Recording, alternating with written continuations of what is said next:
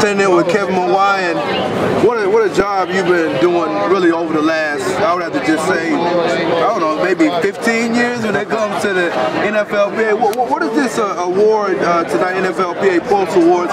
What does this event mean to you? Well, for me, it's an opportunity, one, to recognize the up-and-comers, the young kids in the league that are starting to make a name for themselves. Two, to recognize the former players, some of the greats that played the game, the legends that you know, we've come in after and stood on their shoulders, and to recognize the guys that are playing today, the veteran players that have contributed to the game both on and off the field, and to be a part of that, be the president and see some of the guys that I've served over the last 4 years, and it's just an accomplishment, one, to be here, but two, to be a part of it, and I'm proud to be able to present and or receive awards because they are union members, and be the president that represents them.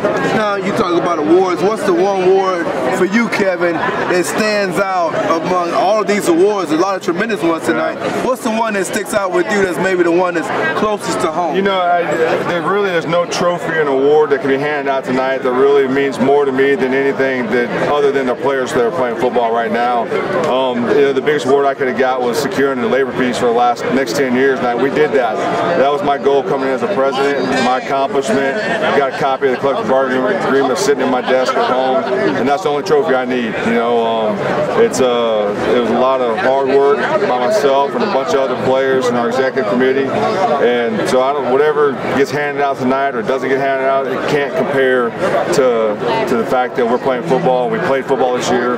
No guys missed a paycheck. Nobody's missed a game, and we're moving forward. The greatest game in the country. Yeah, and that to me is one of the things that people associate with you. But for me, I was a huge fan of yours as a player, and I think a lot of times that gets lost in the things you've done.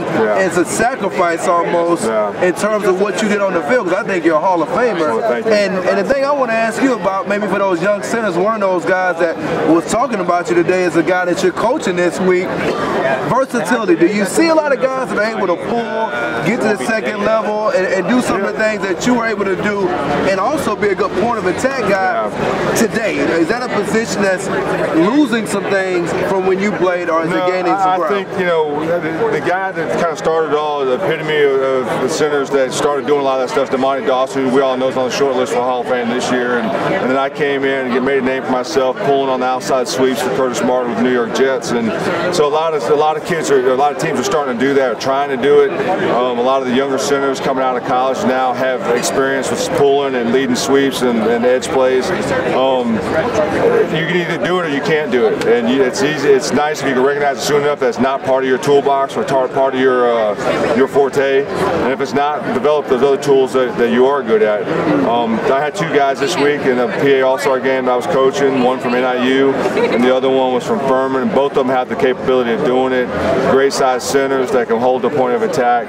But it's interesting to me. I've enjoyed watching Marcus Pouncey play over the last 2 years. One of the greatest, young players in the league right now at that position. And so I have tendency to focus on the interior offensive line. But it's a huge benefit for them to be able to play both center or both guard positions, because everybody knows that if you're playing in the NFL, the more you can do, the better opportunities you have, and it's about creating opportunities for yourself, taking advantage of them. No doubt, there's no question you could have played any of 5 line positions. Just want everybody to know, Kevin Mawae, at least this is my take, one of the greatest offensive linemen I've ever seen in my generation, and a guy that you need to remember for being a Hall of Fame center, as well as a Hall of Famer when it comes to protecting the rights of the Players Association of the NFL.